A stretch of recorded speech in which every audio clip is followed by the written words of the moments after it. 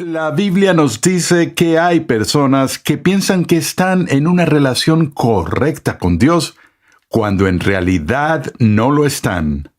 Tenemos que observar las formas en que podemos ser engañados, las formas en que podemos ser confundidos, para que busquemos el conocimiento auténtico de nuestra seguridad y no solo una experiencia difusa.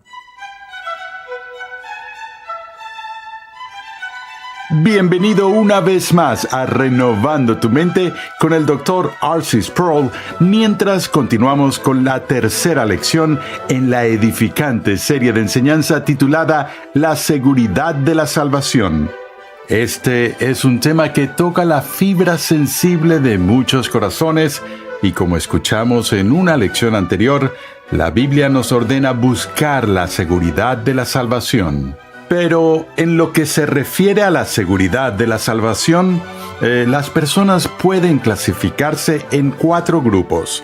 Por un lado están los que son salvos y se sienten seguros de ello. Y los que son salvos pero carecen de seguridad. Por otro lado están los que no son salvos pero creen que lo son. Y los que no son salvos y saben que no lo son.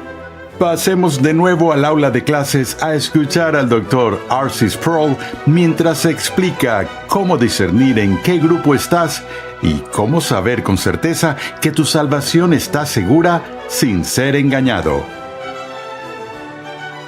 Vamos a continuar con nuestro estudio del tema de la seguridad de la salvación. Y en nuestras 2 primeras sesiones vimos la controversia que hay en varios campos de la teología sobre la posibilidad misma de tener seguridad de salvación. En nuestra sesión anterior vimos el llamado bíblico a buscar esa seguridad de salvación, y ahora quiero ver algunos de los problemas que encontramos cuando somos diligentes en nuestra búsqueda de la seguridad de salvación. Cuando trato este tema, con frecuencia menciono que hay 4 tipos de personas en el mundo. Sé que eso nos diferencia de la división estándar de personas que el mundo tiene, donde normalmente decimos que hay 2 tipos de personas en el mundo, y esos 2 tipos de personas son aquellos que dividen el mundo en 2 tipos de personas y aquellos que no lo hacen. O como dice James Kennedy, hay 3 tipos de personas en el mundo: los que pueden contar y los que no pueden. Pero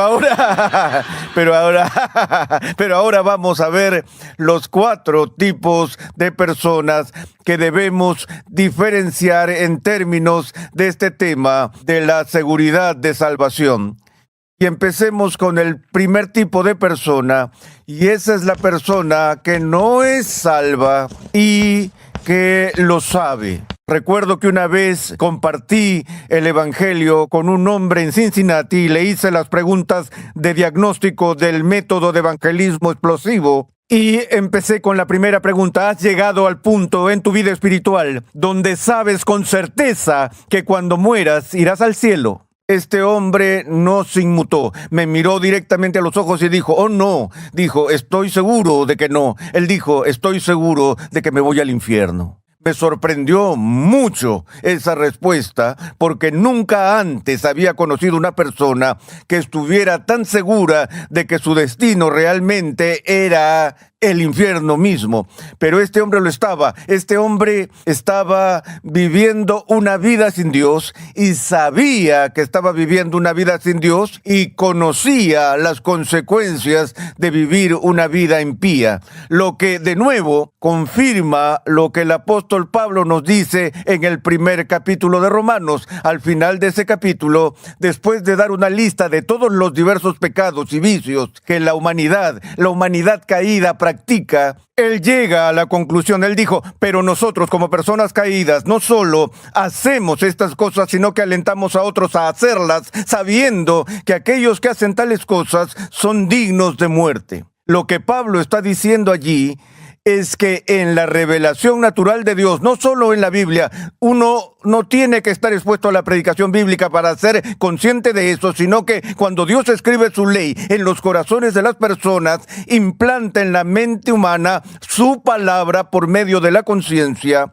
Las personas en el fondo saben que son culpables de su comportamiento y saben que están fuera de comunión con su Creador. Así que hay muchas más personas en el mundo que conocen su condición de estar perdidos que las que a menudo reconocemos, porque en la superficie la mayoría de las personas negarán que están expuestas a la ira de Dios o incluso pueden negar la existencia de Dios. Pero como dice la Biblia, los impíos huyen sin que nadie los persiga, y que los impíos tiemblan ante el sonido de una hoja. De modo que hay debajo de la superficie, detrás de la fachada de la humanidad caída natural, una conciencia de que están en serios problemas ante Dios. Es por eso que tenemos el fenómeno que hemos llamado la conversión de madriguera, donde las personas en los últimos días de su vida, si saben que están muriendo, de repente se ponen sobrias, llaman al sacerdote o llaman al ministro para estar preparados y obtener su seguro de vida eterna. Conocen la historia de William Fields, que estaba en su lecho de muerte y para asombro de todos los que lo conocían, uno de los amigos lo encontró en su lecho de muerte hojeando la Biblia y su amigo dijo: William, ¿qué estás haciendo? Él dijo: buscando escapatorias.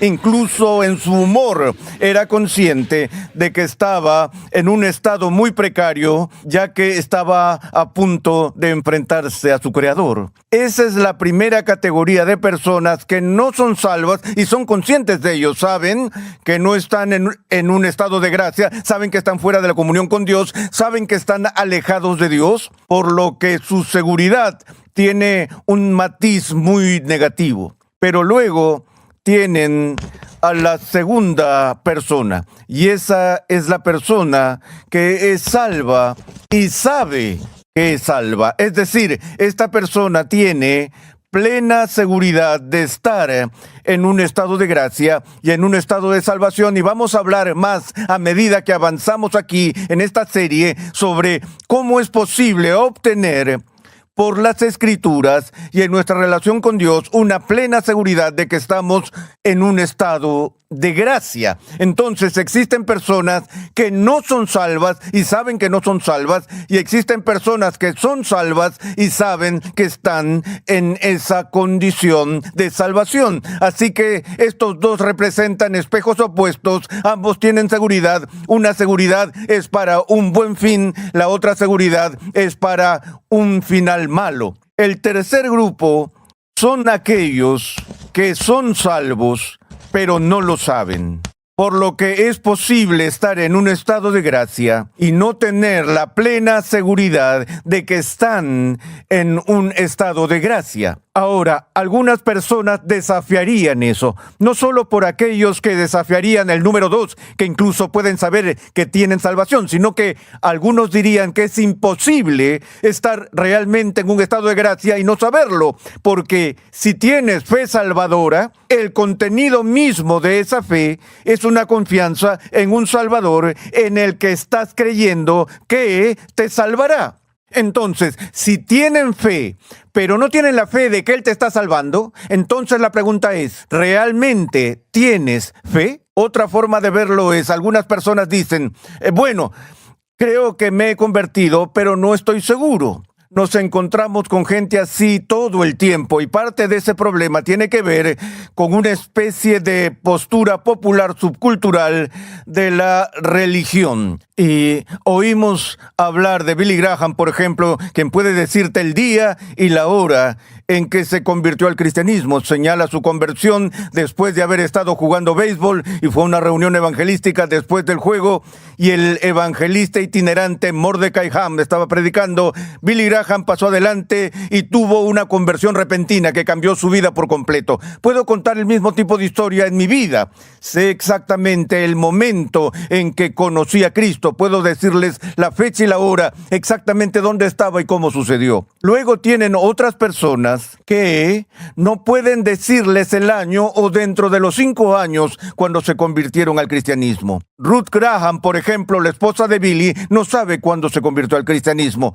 Tenemos un problema en la iglesia porque tenemos la tendencia a proyectar nuestras propias experiencias personales y tratar de hacerlas normativas para todos los demás. De modo que las personas que han tenido una conversión dramática repentina en el camino a Damasco, en la que pueden nombrar el día y la hora, a veces sospechan de las personas que no han tenido ese tipo de experiencia y dudan, ya que si no pueden señalar el día y la hora, piensan que quizás en realidad no son cristianas. Al mismo tiempo, hay quienes no pueden señalar el día y la hora y que dudan de aquellos que predican que sí saben el día y la hora. El punto es que en ninguna parte de las Escrituras dice que tenemos que saber el momento exacto de nuestra conversión. Aquí es donde la trama se complica y se vuelve un poco problemática. Nadie es medio regenerado o semi-regenerado. O naces del Espíritu de Dios o no.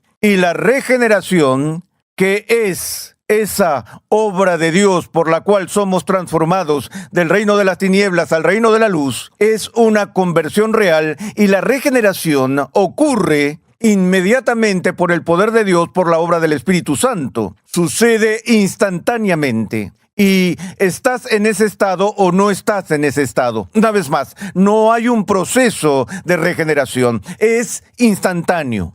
Bueno, si ese es el caso, entonces eso levantaría sospechas sobre las personas que no pueden decirte el día y la hora. No. Tenemos que distinguir entre una conversión y una experiencia de conversión. Y tenemos que reconocer que no todo el mundo es instantáneamente consciente del momento en que el Espíritu de Dios ha hecho su obra sobrenatural dentro del alma. Es por eso que es muy peligroso cuando creamos categorías por las cuales sospechamos de personas que no se ajustan a nuestra experiencia. De hecho, por mucho que hable de mi experiencia de conversión, puedo decirles con certeza el día y la hora de mi experiencia de conversión. Pero esa experiencia puede que no corresponda realmente a la obra de Dios en mi alma. Dios, el Espíritu Santo, puede haberme regenerado una semana antes de eso, un mes antes de eso, 5 años antes de eso, antes de que experimentara la realidad de lo que había sucedido internamente. Incluso mi seguridad de salvación en ese tiempo particular de conversión solo se aplica a mi experiencia de conversión, no al hecho en sí, porque de nuevo, podemos engañarnos a nosotros mismos en términos de nuestra experiencia. Y nuestra experiencia puede ser una de las cosas más engañosas que podamos encontrar en nuestra vida cristiana. Una de las cosas más peligrosas que puedes hacer como cristiano es determinar tu teología por tu experiencia. Porque tu experiencia y mi experiencia, ninguna de ellas es normativa para la vida cristiana. Tenemos que determinar nuestra teología a partir de la palabra de Dios, no de lo que sentimos. Y no solo eso, estamos expuestos a malentender y malinterpretar el sentido y el significado de las experiencias por las que pasamos. Es por eso que estamos llamados a ir y verificar nuestras experiencias con la Escritura, con la palabra de Dios, para que definamos nuestra fe por lo que dice la Escritura, no por lo que sentimos o por lo que hemos experimentado. Esa es una advertencia de la que debemos estar conscientes al trabajar en todo este asunto de la seguridad de salvación. Porque si descansamos nuestra seguridad en una experiencia y no en la palabra de Dios, estamos pidiendo todo tipo de dudas y problemas para atacarnos en nuestra peregrinación. De nuevo, las personas tienen la experiencia de sentir sensaciones cálidas en su espíritu, en su alma, y dicen, bueno, sentí algo esa noche y por lo tanto soy un convertido. Podría haber sido indigestión y no lo sabemos. Otra vez, cuando vemos este asunto de ser salvos y no sabemos que somos salvos, tenemos que observar las formas en que podemos ser engañados, las formas en que podemos ser confundidos, para que busquemos el conocimiento auténtico de nuestra seguridad y no solo una experiencia difusa. Pero de nuevo, Este tercer grupo tiene que ver con las personas que son salvas, pero no saben que son salvas. No han aprendido la manera en que deben estar cimentados en las Escrituras para estar seguros de su salvación. Otra vez, esto se presupone incluso cuando Pedro escribe a sus destinatarios en el primero de sus 2 libros de sus escritos, donde dice: sean diligentes en hacer firme su elección y su llamado. Y sería tonto dar esa advertencia a la gente si todos ellos ya estaban seguros. Así que eso presupone que las personas pueden estar en esta condición de estar en un estado de salvación sin tener realmente la seguridad de ello. Bueno, hasta ahora todo bien. Esto es fácil de seguir para nosotros, que hay aquellos que no son salvos y lo saben. Luego están aquellos que son salvos y saben que son salvos. Y luego están aquellos que son salvos, pero aún no han llegado, por una razón u otra, a la seguridad de su estado de gracia ante Dios. Estas son las categorías que son muy simples y fáciles de entender. Es la cuarta la que complica mucho todo el asunto de la seguridad de la salvación. Hay aquellos que no son salvos, pero creen que son salvos. La cuarta categoría, personas que no están en un estado de gracia, pero que piensan que están en un estado de gracia. No son salvos, pero están seguros de que son salvos. Vamos a pasar cierto tiempo tratando de entender a ese grupo en particular y ver por qué es que la gente puede tener una falsa sensación de seguridad, porque es igual de importante para nosotros poder entender la falsificación si vamos a ser capaces de reconocer lo auténtico. Creo que es una formación estándar de los cajeros de banco poder aprender las características básicas del dinero falso para que puedan reconocerlo cuando lo vean, y cuanto más estudian la papeleta falsa, más tienen la capacidad de saber cuáles son las señales del verdadero. En ese sentido, la Iglesia ha sido asistida históricamente por falsas doctrinas, por herejías, no porque las herejías sean buenas o porque la falsa doctrina sea buena, sino porque lo que sucede en la historia de la Iglesia es que cada vez que surge una herejía seria y la Iglesia tiene que abordarla, obliga a la Iglesia a examinar la verdad con mucho más cuidado. No tendríamos una Biblia que leer hoy, muy probablemente, si no fuera por el hereje Marción. Él fue el primero en producir una copia del Nuevo Testamento, pero era una versión editada del Nuevo Testamento. No sentía nada más que hostilidad hacia el Dios del Antiguo Testamento, así que cada referencia a Yahvé del Antiguo Testamento en el registro del Nuevo Testamento fue eliminada por Marción. Y se deshizo de gran parte del material del Evangelio y muchas de las epístolas y demás. Presentó, en realidad, una Biblia falsa que obligó a la Iglesia a decir: espera un minuto, establezcamos las pautas sobre lo que debe incluirse en el canon de las Escrituras y lo que no. Y si no hubiera sido por el ímpetu de ese hereje, no creo que la Iglesia hubiera llegado a eso. Pero lo mismo sucede en el siglo IV con el hereje Arrio, que niega la deidad de Cristo. Saben que no es como si la Iglesia no creyera en la deidad de Cristo hasta el siglo IV, hasta el Concilio de Nicea y la redacción del Credo Niceno. No es así. La Iglesia había confesado la deidad de Cristo desde el principio, pero había ambigüedad allí. Y la definición clara de la deidad de Cristo y de la Trinidad no llegó hasta que la herejía forzó la definición. Así que, de nuevo, comprender la falsificación puede ayudarnos a obtener una mejor comprensión de lo auténtico. Hace unos años hicimos un tour de la Reforma y seguimos los pasos de Martín Lutero. Pasamos por todos los lugares en lo que había sido Europa del Este, Alemania Oriental, donde el ministerio de Lutero se llevó a cabo. Estuvimos en Erfurt, en Wittenberg, en Worms y lugares como esos, Nuremberg, y tuvimos esta mujer que estaba con nosotros, que era graciosa. Ella era realmente un personaje. Un día visitamos un sitio en el autobús y luego estábamos libres para almorzar solos, por lo que los grupos de personas del tour fueron en diferentes direcciones en la ciudad y nos dieron instrucciones de a qué hora regresar y dónde reunirnos para reagruparnos para el tour.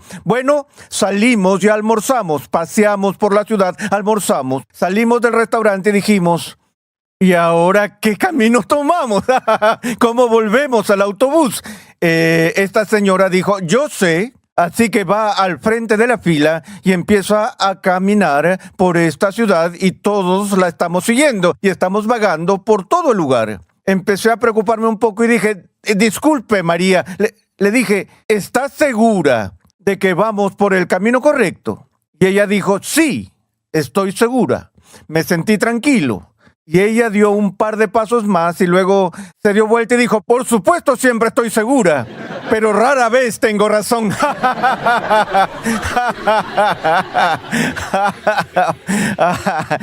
Quizá es de eso que estamos hablando cuando hablamos de estas personas que transmiten confianza de que van camino al cielo, que son cristianos, que están seguros de su salvación, no están preocupados por su salvación, tienen seguridad, pero es falsa. Así que esto es lo que crea la tensión y la ansiedad con la que estamos tratando de lidiar en esta serie, en especial cuando comparamos el número 2 y el número 4. Este grupo incluye a las personas que son salvas y tienen la seguridad de salvación. Este grupo incluye a las personas que no son salvas, pero tienen la seguridad de salvación. Así que la pregunta que vimos en la primera sesión vuelve a aparecer aquí. ¿No es así? Si tengo la seguridad de salvación, este grupo tiene la seguridad, este grupo tiene la seguridad, ¿cómo puedo estar seguro de mi seguridad? ¿Has visto esas discusiones en las que preguntas a alguien algo y da tu respuesta afirmando o asegurando y tú dices, ¿estás seguro? Y contestas, sí, estoy seguro. La siguiente pregunta es, ¿estás seguro de que estás seguro? Porque cuando hablamos de certeza o seguridad,